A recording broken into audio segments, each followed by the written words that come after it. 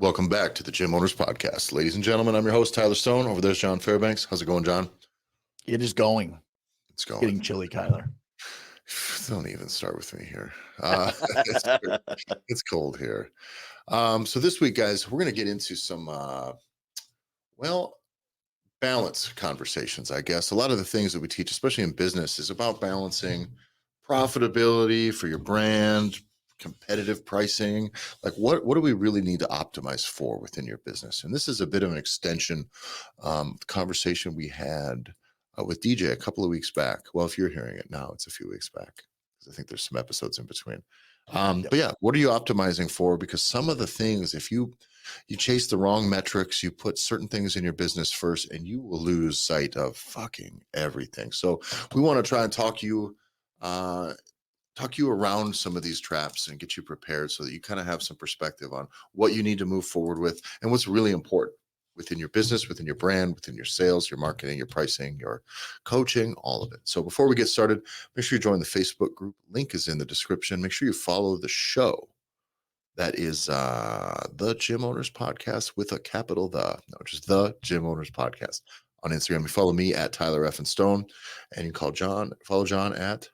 You can call me anytime. You can follow me at JBanksFL on Instagram. How great would that be as a nickname? And here's John's phone number. No, that'd be the coolest nickname ever. I'm Tyler, but you can call me anytime. That rules. Anyway, yeah. You're welcome, fellas. That might work. All right, guys. When is optimization the wrong move, or when is optimizing for something the wrong move? We think that in our business that we want to just perform well, right? That we want to make money. I need leads. I need profitability. I need all of those things. And I think for gym owners, I want to put this in a context that matters, that you're familiar with. So before we put it in the context of your business, let's put it in the context of your fitness, your working out. You could optimize for just strength. You could choose, because I'm going in the gym to get strong, and I can put strength above all things, right? If my goal this year is to get stronger, well, I should probably be 80 pounds heavier, right? I can just lift, do none of this, none of that. I just eat, sleep, drugs, whatever I'm going to do, but that's what's going to happen. But at some point, you're not going to be in a position to do all the other things you wanted to do, right? At some point, there's a line. And I think in all of these processes, we're trying to sort out, it's like, where's the fucking line here, right? You can't just put on 50 pounds of mass and hope that you're moving weight better, because at some point we need to move. At some point we need to breathe. At some point, the context of what you're trying to be fit for matters. Okay. And in your business, that's important as well. We were talking to a gym owner in our Gear Academy the other day, and they have a couple different locations. Each of them, they run physical therapy as well as a full-on gym and personal training studio in the back, right? And they've been with us for a while, and these guys do really well. But as we're trying to develop more of the personal training side, we start looking into, okay, well, are we able to kind of have a solid handoff between the physical therapy side of the business to encourage people, hey, now that you're out of here, we want you to be, here's kind of our checklist for things we need you to do. We need you to maintain a decent body weight. We need you to make sure that you're getting stronger, or at least not pursuing physical weakness and frailty. And we need to make sure that you're doing some sort of exercise for the sake of your heart. And then, of course, whatever other things need to be done for whatever reasons that they're in physical therapy or were. And that handoff is important because I think it's important for the members, for those clients really to be successful, as opposed to feeling like they've just been shucked out into the world and then they have to start back over. But there's a line, because when we started building some of these processes and working with this gym owner, when we started to realize, like, man, what would convert the best? What really would? What just nothing else mattered? Just what would crush? Yeah. If the only thing that mattered was that when this person was done with their 24 or 36 physical therapy sessions with their insurance, you need to bring in Alex Hormozy or one of these that Andy dipshit, looks like he's wearing his wife's pants, the bald guy who I hate so much. I don't remember his fucking name. The sales guru who I fucking hate the most, but one of those guys would come in and really would crush it. And they really would. It was like because we started doing, not as something we were planning on doing, but we want to build this out to what's going to do the best. And then where do we draw the line? Where do we balance it out at? And we didn't talk to the gym owner about this. No, Right? no. This was like you and I, like after the fact, are like, all right, if we were going to be like scum of the earth, Yeah. like what would just crush because you have elderly and women as your predominant people. Yeah. So it's like, how heavy could we go in the paint to manipulate and take advantage of the elderly and female? Especially with the trust that you already have as a physical Right. therapist. And they're already there and at that point, yeah, I mean the pitch is pretty fucking it's pretty easy. It's well, we need you to go in there to make sure that, even though it's going to be an investment, I know insurance paid for that in the past. Insurance isn't going to pay for this, but look at all the pain, sufferings you had, surgery, all the stuff like this is an investment in not going back to that. This is so that you don't have to see me back here after surgery again. And by the way, some version of that conversation, a genuine version of that conversation is worth having as a person that they trust, as the person whose authority they respect and expertise they respect. But doing that as your sales pitch is fucking gnarly. But we're going through this. And I'm like, all of those bullshit things for overcoming sales aversions that we went over a few episodes in the past, all that sales guru shit, close. Man, that stuff, that's when we decided to talk about this on this episode, because it's like, you got to draw a line. And because when we're talking to this gym owner who sees those people every day, and he's a gym owner and a physical therapy, what you call it, practice owner, multiple locations. So when we're talking to him about this, it's like, he's pretty guarded about it. It's like, I don't want to be, I can't just go all sales on this because it's going to scum up the vibe. And the fact is when people are doing a thing that insurance is paying for, and then you're asking them to do a thing that they have to pay for. Some people just simply can't do it. So you will be getting told no a lot. And so if you get into just the sales objection, overcoming objections over and over and over and over again, you will become a fucking scumbag because you're in a position to get told no a ton. And so if you just keep pulling that card, well, the reason you were here is because you were weak and you were out of shape. You were like, now you're talking that Hormozy business. That just sell. And if you leave me and you don't, you're going to fall apart. I'm going to see it like you can't afford not to be here with me. Like we got you better. Like your life depends upon being here. And if ever there was a way, Netflix, is it Netflix or is it this? Yeah, dude. There's nothing I hate. Someone's trying to sell a gym membership, and these guys aren't even fucking. This is the truth. None of the dorks at fucking gym aren't selling gym memberships either. They're selling some scammy bait and switch fucking challenges and shit that's not even attached to a brand. So let's not pretend that this is something it isn't. Okay, first off, but like, yes, they are absolutely doing that stuff. Exactly what you just described. That's it. Well, I don't know. It's pretty expensive. $600 for this. I don't know. I don't know if I can really afford. Well, what do you pay for Netflix, right? Why don't you take out your bank statement and let me go through and see where you're spending your money? How many times for a fucking gym sale? You're literally asking a person, well, how many times do you go out to eat a week? When I see that stuff in marketing for fitness and gyms, I see gyms use that as their marketing strategy. Hey, hiring a coach or going to a gym is expensive. But you know what else is expensive? Cancer.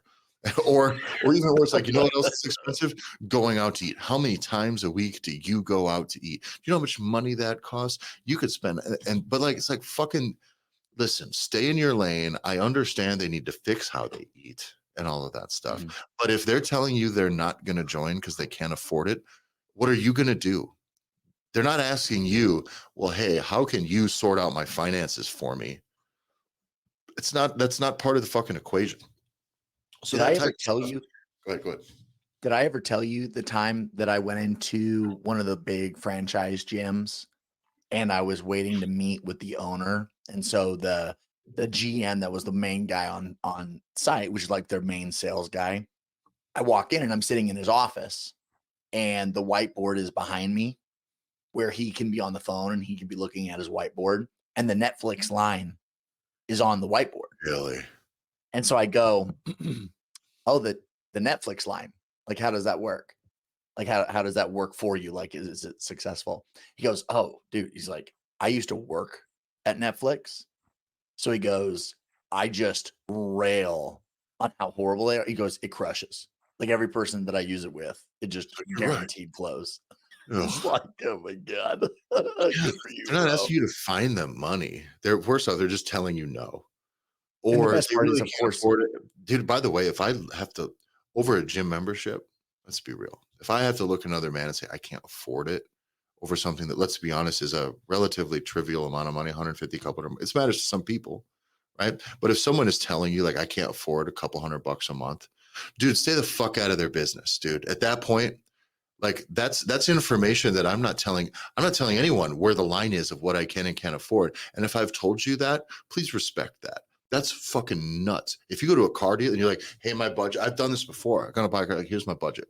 And they go in and they just take me to cars that are more expensive. I said, you violated the one fucking thing I laid out for you. There was one.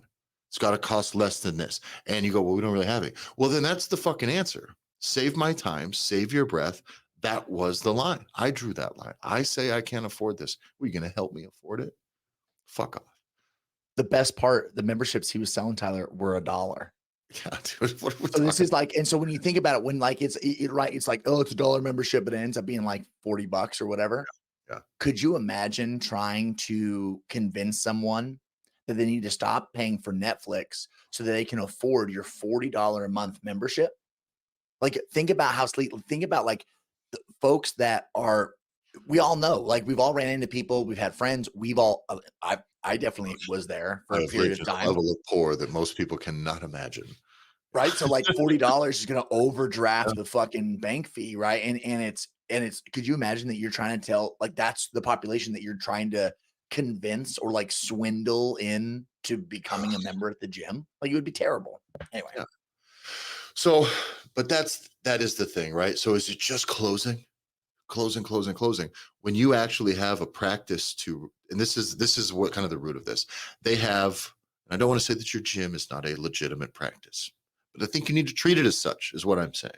Okay, these people have a legitimate professional practice in their community that are getting referrals from hospitals and like this is a process that's happening. And if you yeah. want referral business, recommendation business, all this stuff to come through from people that are gonna vouch for your fucking skills, your professionalism, your humanity, like all of this stuff.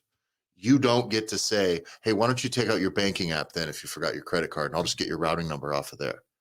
No, bitch, they just told you no, you fucking dork. Move on. It's crazy that. So some of those sales stuff is, I just hate it because it will eventually violate the trust. And if John, if you recommended to me that I go meet with somebody about this thing, oh, they do some pretty cool stuff, go sit down, and I am put into one of those conversations Be after like, after what I the don't fuck? want something, I'm mad at you, and I will Yep. then tell everyone I know whoever says anything about that, like, yeah, don't fucking go there, dude. Just don't. Do not. And Mhm. that's there's another, so that's that story, right? We don't want to, they can't really get in a situation where it's high pressure, high pressure. It's got to be thorough. Their process needs to be thorough. It needs to be conversational. It also needs to be something physical that they can take with. There needs to be opportunity for their staff on the other side of the business to follow up with them. If they're given a hard yes, it needs to be sent over as a lead right away. They need to be met up very, very quickly. The scheduling needs to be sorted out right. Like these things need to be done fast. But if you're told no or told maybe, you can't ride them that hard if you're a fucking doctor in there. You really can't. So what they need to do is make sure they get something sent home with them that they know after they've kind of had the quick conversation, what we recommend that you do, and that you can do some of these things here. Your time slot's available. You can do without a coach or with a coach. Our coaches will be kind of brought up to speed by. So it's a nice, valuable thing for them to go, oh, cool, I can continue to pursue this. That is a solid pathway. Then they need to be followed up, even if it's a no. Follow up Mhm. with just a simple email. But these processes do need to be built. So it doesn't mean that we just let it go. Because if we let it go, we're only relying on the charisma, discipline, whatever sales acumen or just general skill of Mhm. all of your staff. So it will not be standardized. It will not be successful across the board. Some will sink, others will swim. And your business just simply, you guys, if you guys have staff, there's one thing I'm going to tell you. You cannot rely on the talent of the people that you have because it's not going to be uniform. You will have some very talented people, but businesses that can't scale, can't grow, and can't do new things are ones that rely on the talent of their people.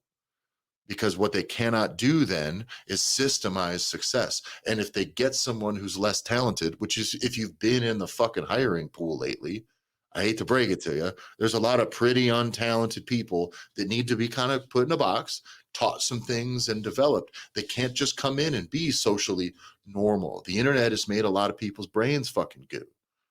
You know what I mean? And a So lot of people got to come in and be able to like, you got to teach them how to do this stuff. And we get so worried about them not being good. Well, it's kind of on you to create a playground for them in which they can be successful.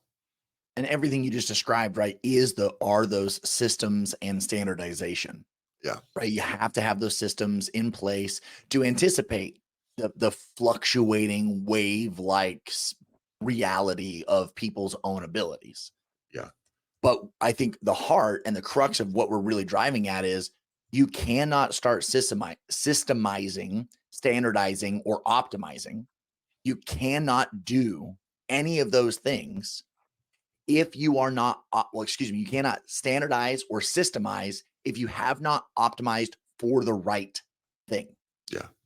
Because if you are optimizing, because here's the reality is like we were talking about is you could have physical therapy business A and physical therapy business B or gym A, gym B. One optimizes to make money, cutthroat, burn the boats, and the other one wants clients to be successful and want people to have a great experience as a client at their facility. Those two North Stars, what you standardize, and then what your systems that you're putting in place will allow those two businesses to look and feel radically different for the client. There's two different car dealerships in town, and I actually kind of like the owners of both of them here. Well, there's more than two. We're not that small of a town, but like, um, obviously, when you go to look up a used car on the internet, John, everybody uses essentially the same website system, right? Almost all, right? Yeah. You go to look for it's sort of the same, like it's the same structure. But there's one of them that is truly they do not negotiate on prices.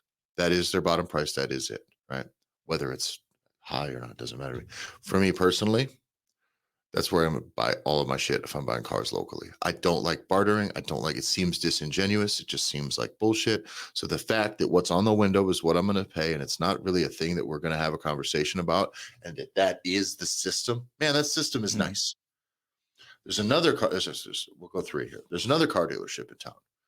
Same everything, right? Same website, same all the stuff, except unspoken you go in and you got just a little wiggle room on the price. So you got to do the game or you're going to spend more money. Got to haggle. Ugh. And that is, in my opinion, terrible fucking business. It's like, how are we pretending that this is okay as adults, right? Like as adults in America in 2024, we're just going, can you take a little off? Oh, let me go talk to my manager. And they're just like, fuck this. Because they know every bid over a certain point sweetens up their deal. It just kind of does. Then there's a third one and it's newer.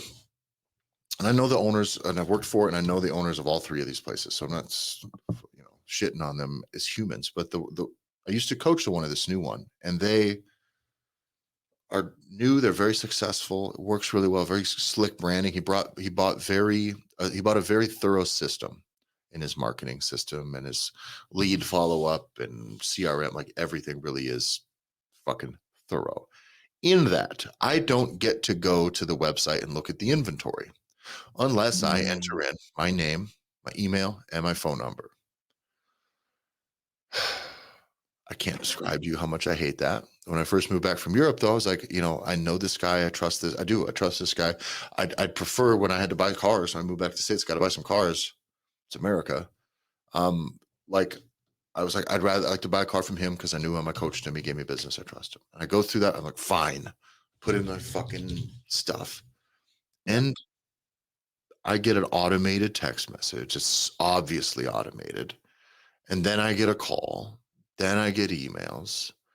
But this is all like once I clicked in to start looking at the inventory, you can see the vehicles. John, there's no prices. How about that? So what fucking good does any of this do me?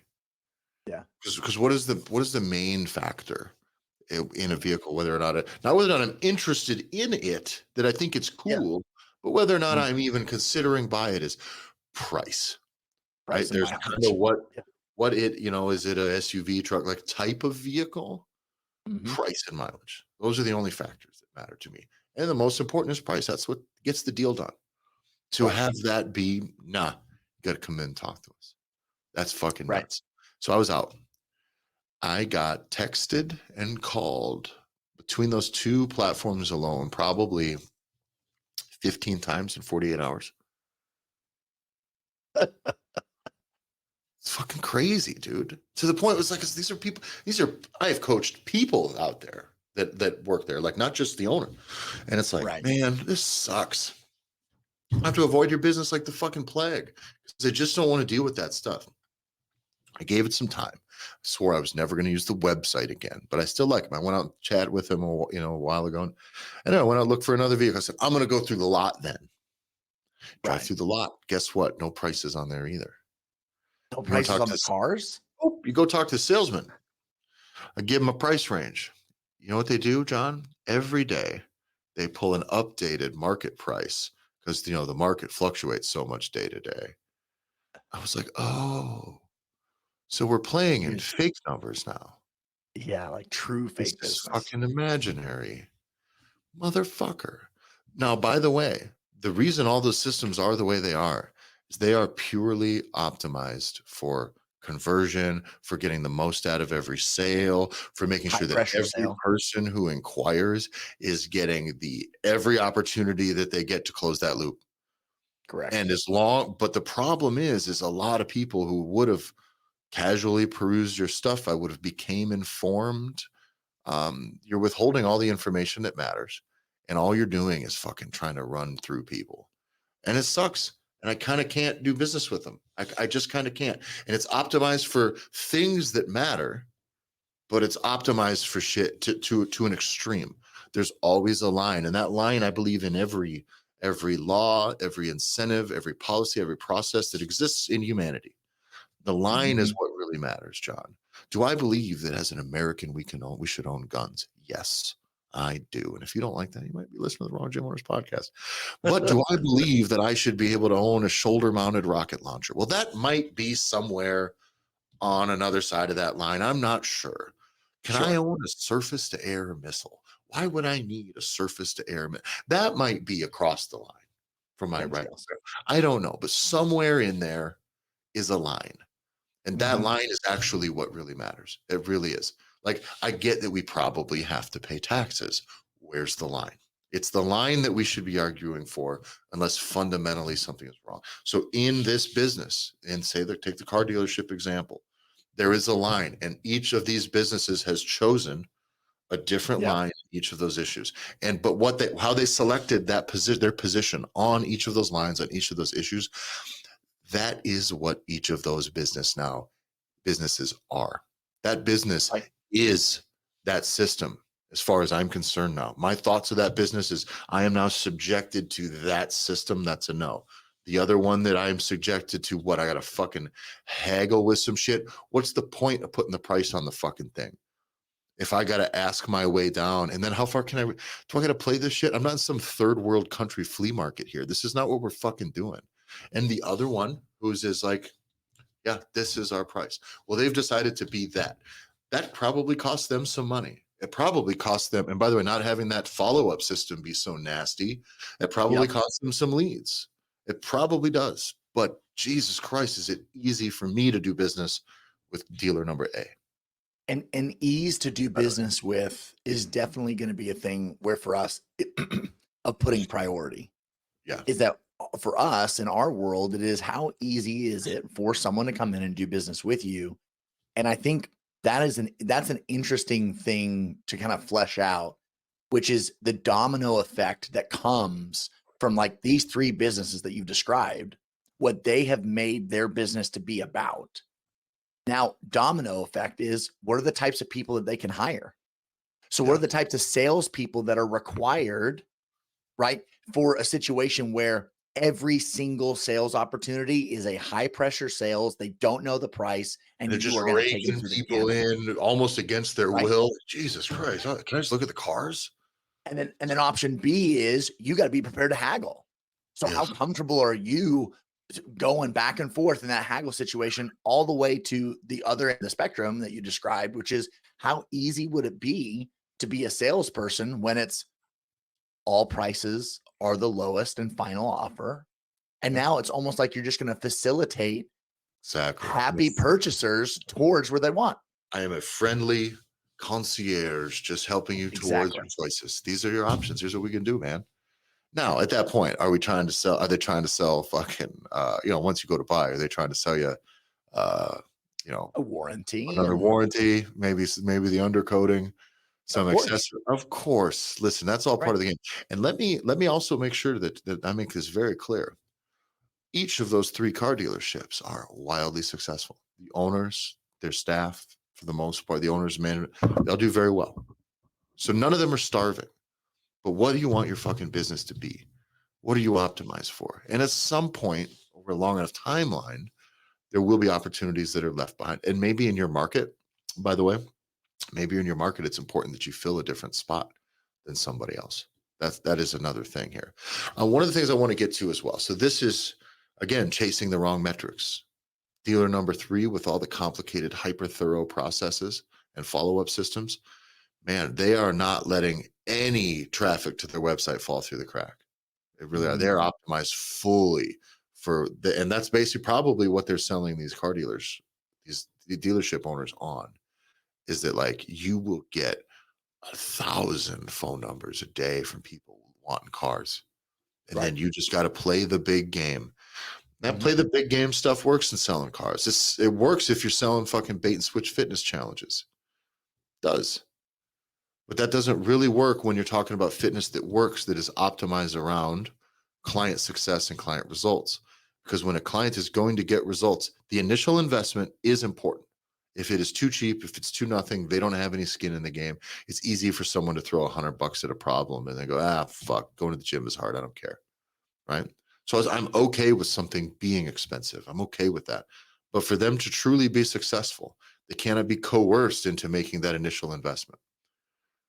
They need to be bought in every day, every step of the way, all the time. You can't do that to them because they will not be successful. And then you will be the gym where people go and don't get results. You'll just be another thing where people slap some money on your desk fucking every once in a while. And what's the general reputation about your gym? Yeah, I don't know. I went there once. Or it's I was tricked. I Tricked was into tricked some shit. into I got getting roped into something a or 2-year Mhm. contract and fucking yeah. Yeah, that sucks.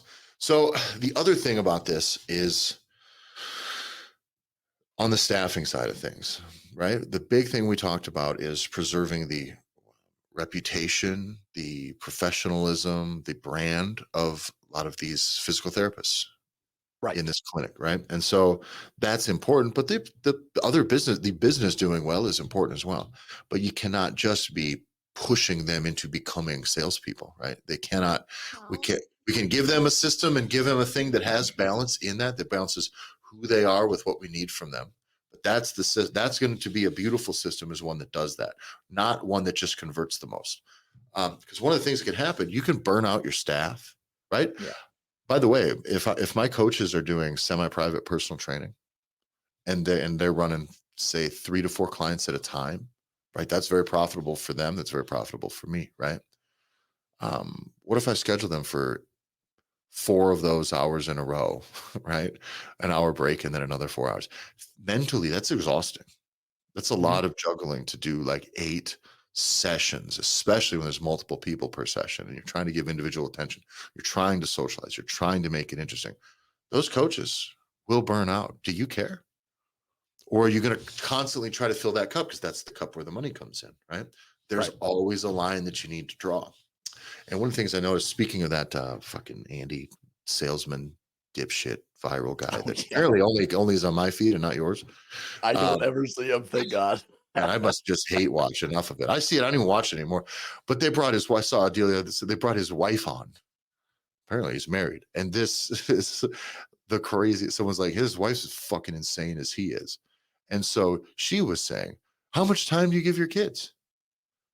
Because like his whole thing is he'll come up and be like, he's like, he's literally says, if someone came up and put a gun to your head, Oh, says, I'm going to kill you and I'm going to kill your family unless you triple your sales numbers this month. Would you do it? Of course you'd be able to do it. Well, just do that. Like, fuck off. His wife hops up. I give her a fucking microphone now, and she looks as fucking whatever, fake tan and coked up as possible too. Like these people are just right. winging it. 1980s WWF Oh, characters. dude, this is crazy. Yeah, these people are the China and X-Pac of fucking salespeople. It's nuts. Like, who's taking this seriously? But she goes up, she's like, how much time do you give your kids? I know it's busy. And she's like, oh, give them a couple hours. She goes, couple hours. Couple hours is a lot of time. I give my kids 20 minutes. I give them 20 minutes. But for that 20 minutes, I'm a different person. I was like, first off, I hope so. What the fuck? Secondly, what an insane thing to say. Is like, for the sake of your business, just only see your kids for 20 minutes. Could you imagine? What the fuck? Could you imagine if you led with that for new hires? That's what you listen. If you're having a hard time making sales, making things work, and you need to make more money, just listen. Your kids don't fucking need you but 20 minutes a day. Just really be there for that 20 minutes. Yeah, that's gonna fucking work. Who's gonna get them places? Stephanie or whatever her fucking name is. Anyway, I saw that and I was like about thrown into a blind fit of rage, dude. That's all I could do. But here's the thing though, like if you're not careful, and you as a business owner, as a fitness business individual, personal trainer, coach, whatever, gym owner, and all you want to do is you're trying to do better. You know you want to do better. If you know that want to is there, if you're not careful and you're just going to go and get advice from whoever and you want to invest, if those are the motherfuckers that you're investing in, what do you think they're going to have you optimize your shit for? Like, there is a fundamental piece where like the people that you're listening to is you got to pay attention. Like, what are they saying about all the things? Like, where do you connect with them fundamentally across multiple avenues? Because it does bleed over. Like, it bleeds over into all these different elements. So you have to be able to, just like we keep coming back to, which is, what do you want to be? Like, what do you want to be known for? And also on the coaching thing, we had this conversation with DJ, but the way you're having people work out, right? Whether you're personal training or whether you're having classes or programmings, are you optimized for outcomes, right? Are you optimized for risk versus reward, right? That risk versus reward, in my opinion, is the single most important calculation that every coach should do in how they select exercises, how they choose a training methodology, what they choose for each client to do should be. What are we risking, and what's the fastest or whatever the best outcome we can get for this client? The problem is for the most part, most coaches take into account like injury risk, essentially, is what they do with that. It's just injury risk. And we'll just do whatever we can do. It's not going to hurt them. That'll get them the results that they need. They need conditioning to get stronger. They need this. So maybe a smart coach is, I'm not going to have them ripping fucking barbell snatches and clean and jerks and a bunch of overhead squats and kipping pull-ups and all this shit, because this is a general population person who doesn't need that kind of wear and tear, and they can get plenty of good exercise without fucking their shit up, right? Yeah. That is a level one, right? In my opinion, that is like the first level of like being a coach, is knowing how to do that math and actually caring about that math. Because when you're a level 0 coach, you're just stuffing clients through your methodology. And that's kind of what happened with what goes on in a lot of CrossFit gyms. And now the education that kind of had come through that teaches really the risk versus reward. That, you're supposed to scale. Well, I don't know how to scale. Well, how? Here are more options. Here are more exercise selections. Here's how to program a little bit better. But it's not just injury risk versus progress. That's the problem. Right. That's like one piece. And do they ever factor in? Because you'll see them, the most optimized coaches, the people with like we talked about this, the guys with the most functional training or the biggest movement experts. And it's like, none of their shit is fun or funny or interesting or even just cool. Because by the way, feeling cool and feeling like you're doing something cool matters too.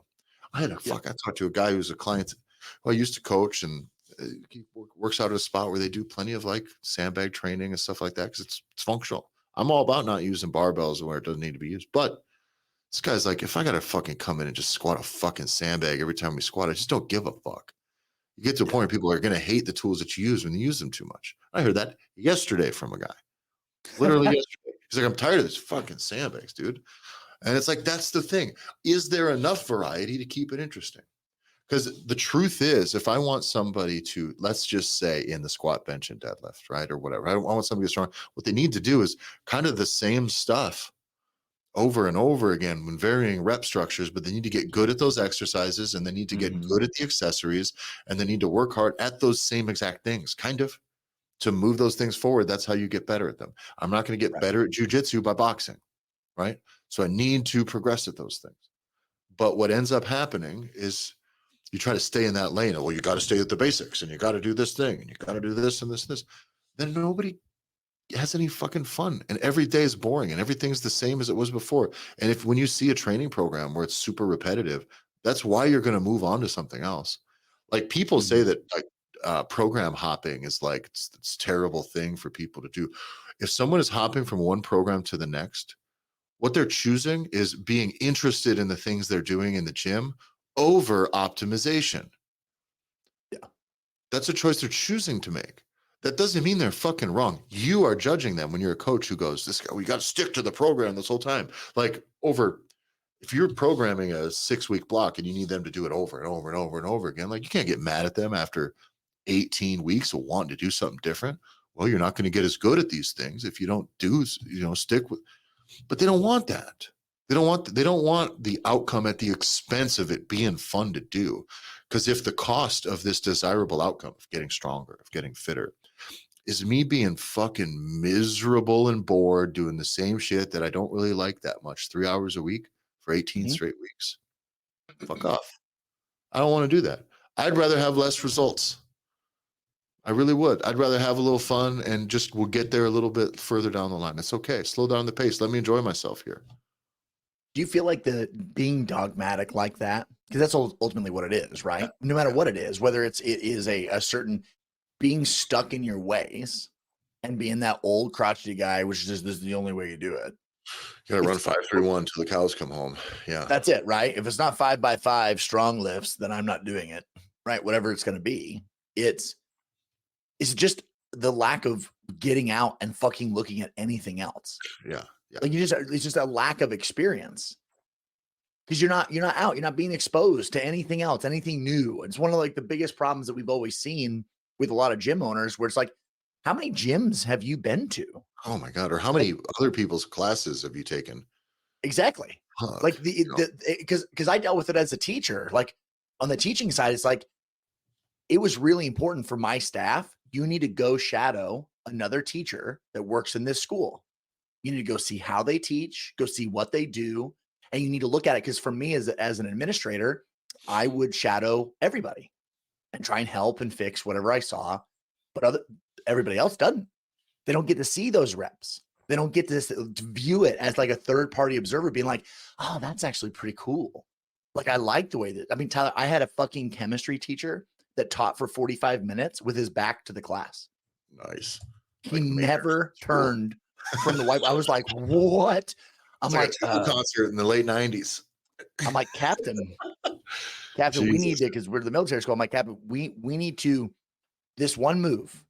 I just need you to open your shoulders, still be able to write on the board while singing. It's like the kids had so much time that they were able to do like one of those fucking dance challenge bullshit things. Like, like, I don't know the phrase, like slow down for what or whatever that fucking song was, where everybody would like get crunk all of a sudden. The kids were able to film themselves because we fucking saw it, right? And this is when it really came around. Get on their desks and do the fucking dance and then get back down and seated. And he had not turned. Tyler. I'm like, God damn it, Captain Cranston, we got to fix this, man. We can't be not looking at the class. But that's the equivalent. Is I think a lot of these, and the problem is is that I do blame if you have coaches that are dogmatic, that's up to you as the gym owner to fix that. Yeah. Like you have to help these people of whatever their varying levels are. And then if you're too dogmatic or you don't know, you got to get the fuck out, dude. Like go. There's so a really good example of this context, because having trained in martial arts gyms now for a couple of years, one of the things that we see is like when people teach jujitsu, it's like so complicated that people make it fucking really goddamn boring. And they're like, the first thing you need to learn when you come in is if you come in and people go, what is jujitsu? What do I need to do? How does it go? And what do most people do? They like make you sit in somebody's closed guard, which is like a kind of the gayest situation you're going to be in. But it's like, they act like this because it's some fundamental thing. And like, you gotta learn to pass the guard. They don't know what any of those things are. And granted, a lot of the game is, I need to get past your legs and get to these other stuff. It's so optimized for like the fundamental understandings of these things. When people start to think outside the box, all of a sudden, so there's a conversation I listened to. If you want to hear this in depth, it's actually really, really quality. I'm gonna send it to you too, because it's worth you to listen. It will translate to you as a coach to just, you will really understand what they're getting at. There's a guy named Preet Mickelson. I think it's Preet, it's spelled. But anyways, podcast with called BJJ Mental Models. He is like a guy who's like the defensive jujitsu guy. He's, a matter of fact, been ripped on because he teaches literally just like keep yourself balled up and safe. Not that that should be your whole game, but that's the parts of the game that he knows best.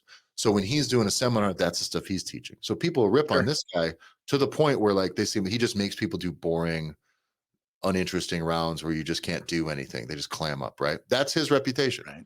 Do you know what he teaches at his academy for brand new people? Your first 20 sessions, they're for their intro class. It's a rotating 20 classes. Each class is a brand new submission. That's it. That's awesome. No That's sitting in your fucking guard. None of this stuff, right? So it's not coming in and going, hey, I want to learn how to choke somebody. Perfect. Now we're going to put you nuts to butts with this guy, and he's going to wrap his legs around you, and you're going to get comfortable with that real quick.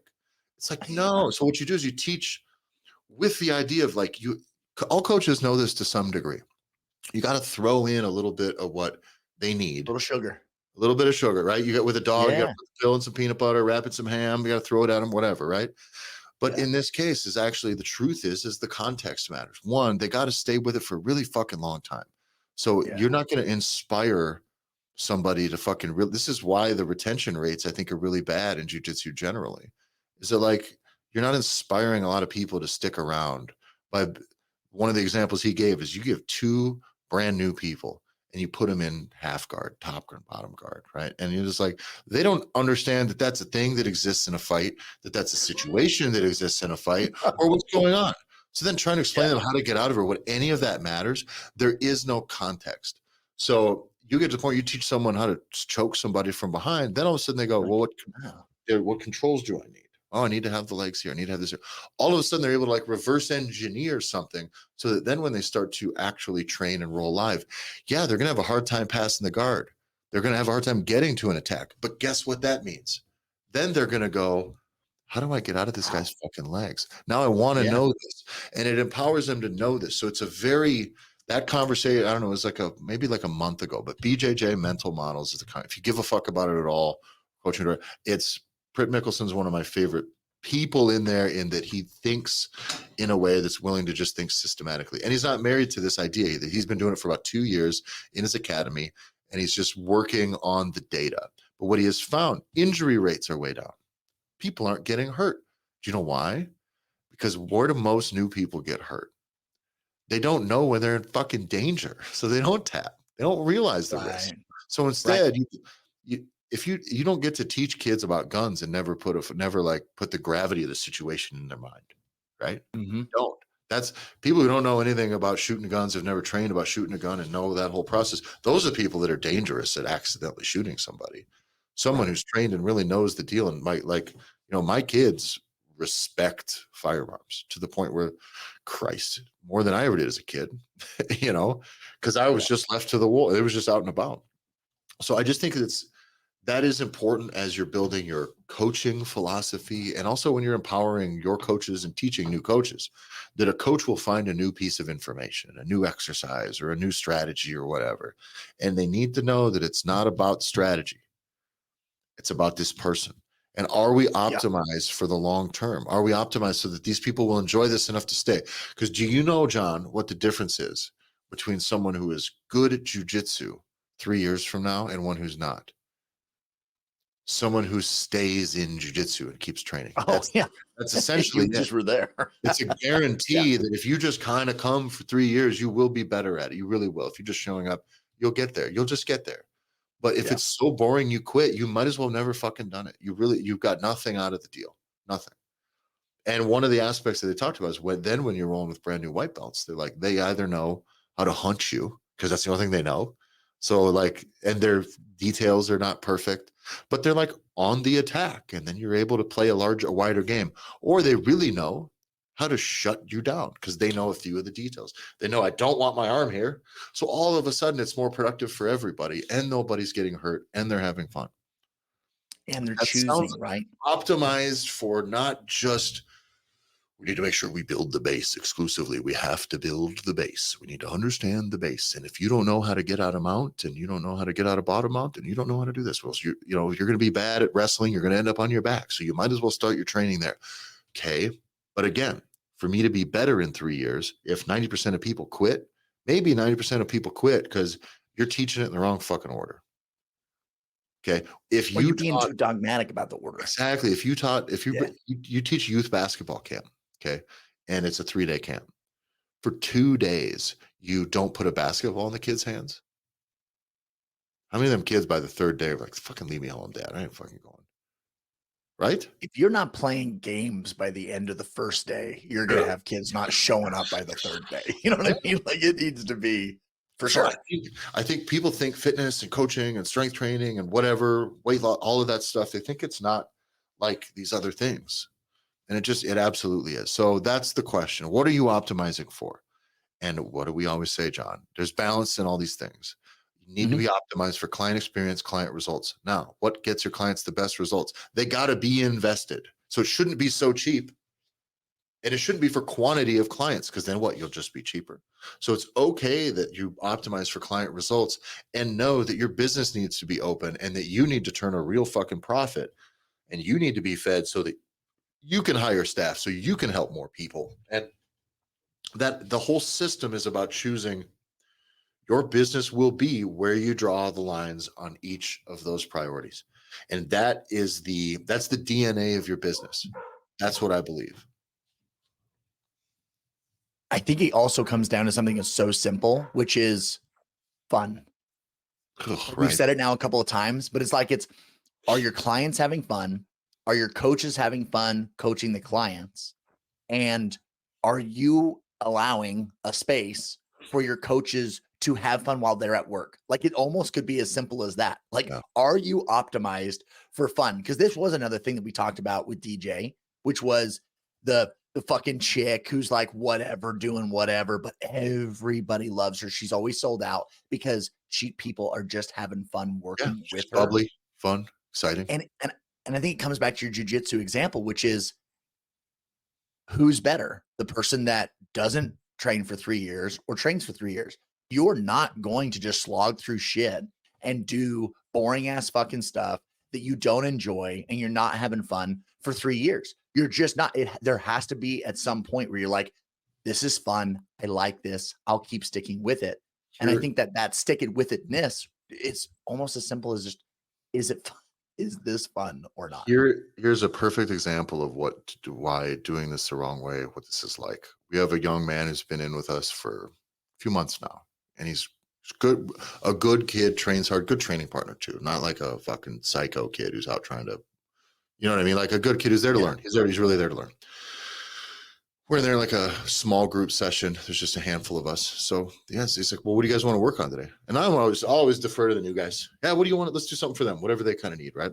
Well, on his very first day in, I was like, he's brand new. I knew the kid. So like, let's get him whatever he kind of thinks. What should we do for him? Let's get him up to speed. What do they do, John? Put him in someone's guard. Pass the guard. That's Fuck what he me. wanted. This kid has stuck it out for a few months, right? This week Yeah. on Monday, we're there again, small group in the morning. I say, yo, what do you think? What do you want to do? What do you want to put together? Anything? And he goes, yeah, I'd like to maybe like some sort of like, maybe like arm submission because we've done a little bit of arm bar stuff, but is there some other arm attacks I could work on? You know what the coach said? The coach said, this is one of those frustrating things I've ever had to witness, by the way. The coach goes, well, you probably, yeah, but you probably won't be able to like finish much of those submissions if you don't understand how to get there. So, you know what we did, John? Pulled him right back into full guard.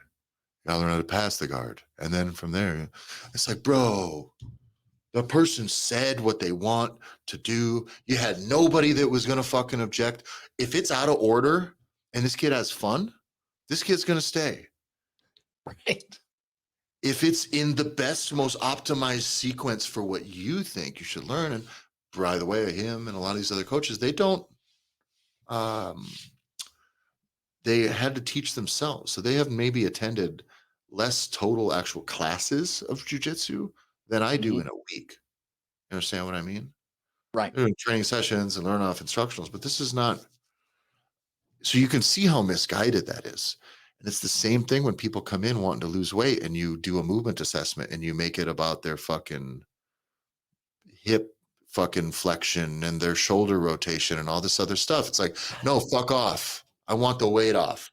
We'll do this as a part of the process. But if this weight's staying on because you're making me do a bunch of stupid shit to fix some fucking metric that you've decided is important. Again, what's that? We talked about earlier, Goodhart's law. When a metric becomes a target, when a measure becomes a target, it is no longer a good measure. And at this point, once we start moving at that, we're moving away from the thing I got in here for. And so you're rearranging their targets. That kid did not join jiu-jitsu to learn how to pass a guard because he didn't know what a fucking guard is. So he'll get that eventually, but he came to strangle people. Give him some fucking people to strangle a little bit, and then we'll work our way back. But you got to play the bigger picture. What's the 3-year plan for this person? What does that need to look like? Are they supposed to be bored as fuck for a year with you? Yeah. While you pepper in some interesting shit? Can it just be interesting? His life's not on the line tomorrow. You know what I mean? And if it is, all he's going to know is how to what? Pass a guard and then do what Pass with your it? guard and then what? Run away. The fuck? It's not even fun. Part of it's being dangerous. And now these people aren't even dangerous. They can't even go home and explain to their friends or what. How bad is that for referrals? What do you do? I don't know. Just sit nuts to butts with somebody and try to wrestle. It sucks, man. He You got just to give them sweats a on little me. fun. Just sweats in my face. That's all it does. Some big guy tries to kill me at the end of every class. We're giving a lot of jujitsu examples, and it's totally fair, right? That's So autism. Jiu-jitsu is okay. 80% autism, It's what I 20% do. steroids. That's all I do, guys. But I hope that you guys can see the carryover that we're explaining here. Yeah. We do have a carryover example that I just remembered, and I have not thought about this because obviously I tried to block it out. Yeah. We do so a true gym example from a gym owner. Tyler, do you remember? We weren't in charge of doing anything with it. We were in charge of selling it. So we had to sell it and support it through social media because that was what you and I did in this business. But there was a gym owner that was part of our crew that taught a deadlift event, like a workshop that was for deadlifting that had no fucking deadlifting in it. Nope. There was no, and I remember I remember it got done. And I remember, so the guy that's the boss, right? So for you gym owners, you're the boss, and you have someone that works under you that says they want to do an event, a camp, or whatever. The boss did not proof what was going to be taught. He just heard deadlift workshop, awesome. And I remember when the boss saw, because we filmed it, right? We're filming it so we could sell it. Oh, and do all the yeah. We stuff. had full video production of this thing. Yeah. And he goes, how about that? Hold on. He goes, hold on. He goes, was this a deadlifting workshop? He goes, when did they deadlift? Like, when were they actually dead? It was like, oh, well, no, we were building up like the obliques. All of and we were the building up all how to accessories and all of hinge. the muscles and structures and movement patterns that need to go into a deadlift. So people paid you for a deadlift seminar and they didn't deadlift that day? No deadlifting was seen. So we buried it. We buried it, right? That thing went away. Yeah. Yeah, It it was was, we insane. never got to sell it. It was just for the folks that came to that one thing. And then it was just a big learning moment. And I don't know how much learning to speak of the TISM, but there wasn't a whole lot of, but the learning moment for me certainly was one, if you're the boss, you need to have fucking proofed what's about to be taught. And two, how far up our own ass do we have to be to where if I signed up for a deadlifting workshop and you're not going to let me I'm not going to deadlift. Like who's signing up for the next workshop? Squat workshop. We're going to do the squat one next. Be like, it's just all lunging and accessories and hamstring curls and leg extensions and yeah, it's fucking nuts. Absolutely. Now, and go ahead. No, you're fine. But that was one of those things where like we didn't even know. Like it was like, okay, this will be great. It was sold. So we sent a videographer. I mean, like flew him. It was fucking nuts. So yeah. But that's what happens when you like give somebody the like you say, oh, this is what you want. Nah, we're gonna stick with what's most. By the way, what those people did that day is probably all of the prerequisites that you should be very good at before you're going to deadlift. It really is. If you are good and know how to do those things, like really proficient with those things, you will be able to deadlift safely and for the long term.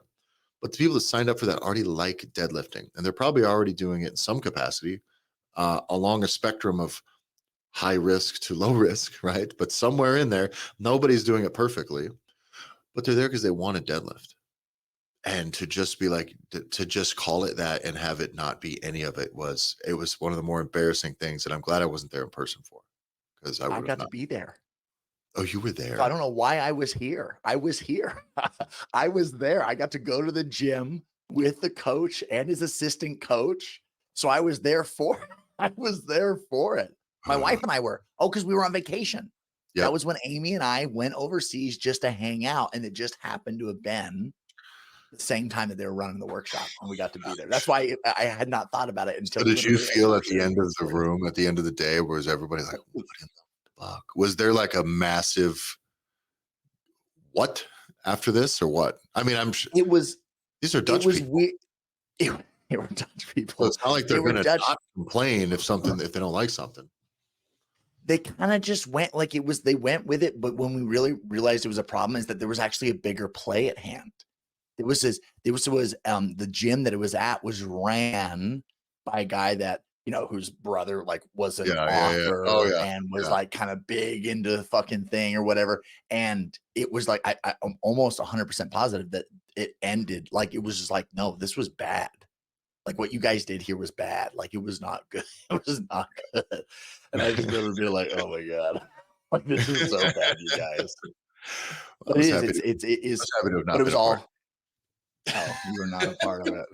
If I would have been there, it would have been, we're putting the bars on the ground. Let's go. I don't know what we're doing here. You guys, I don't care. I'm deadlifting today. I didn't come here to not. Somebody better. I was just the email guy. Like I was the guy that helped everything on the back end. So I was like, okay, well, looks fun. You guys are doing a lot of cool things. It looks like, but I don't know how much deadlifting is happening. But there's a line, right? It is about you as a coach and a business owner. It is a little bit. It's okay. You are a part of this equation. What you want, how you want to live, the things you want to teach, all this stuff. You absolutely are.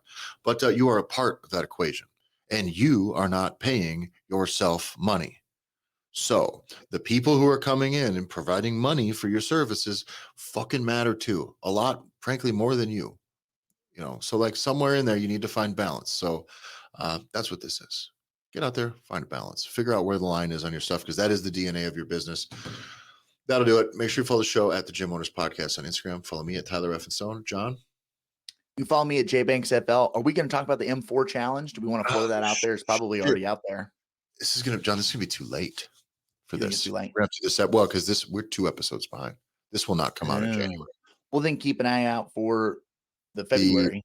February, yes. So what we're doing every month. That's good. I don't want to get into specifics of the first one. I hear you. Yeah. So we're gonna do a challenge. It's gonna, let's be real. It's just gonna look like that fucking like your 75 hard or any of those other like 30-day checklist shit, right? But instead of it being a long convoluted list of bunches of different things where it feels like we're just bossing you around, there's gonna be one specific focus that you need to do 5 days a week for a month. That's the gist of it. I'd like you guys to get involved in this challenge. The first month, it's a little late for seeing this now, is going to be every day you need to just follow up with a lead.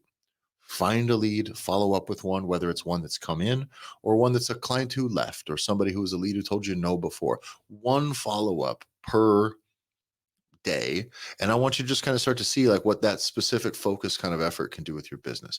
And there's going to be a separate challenge that we're going to roll out each month. It's our M4 challenge. M4 stands for making money move monthly, making money moves challenge. Monthly Making Money Moves Making money challenge. moves. Proud to Cardi B M4. for that one. We make money moves. All right. So keep an eye on that. That's me on Instagram. I'd like to have you guys really participate. You screenshot the deal, you can post it to your story. As a gym owner, I think we want to get you guys doing some of the things that we emphasize with the people that pay us to have work with them. And we want to give you guys, here's a focus, just do this shit. Because that's what we do in the Gear Academy is you're going to focus on this customized piece of your business this week, check back in. Here's what we're doing next week. And this allows you to kind of get an idea of something to hold you accountable to some of these things and steps do. And once you really see the impact of some of that consistent effort on the right things, I think you're really going to be impressed with the way your business starts to change shape. So thanks a lot for listening, everybody. Go to gymownersrevolution.com and the link in the show notes will take you to the Gym Owners Revolution Facebook group.